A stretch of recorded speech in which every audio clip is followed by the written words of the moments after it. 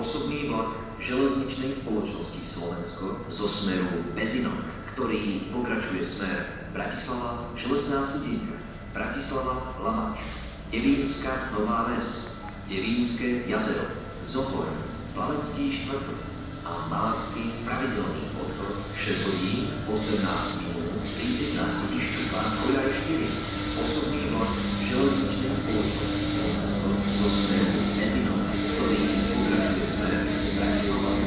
ktorý pokračuje smer Bratislava, Železná Studinka, Bratislava, Lamač,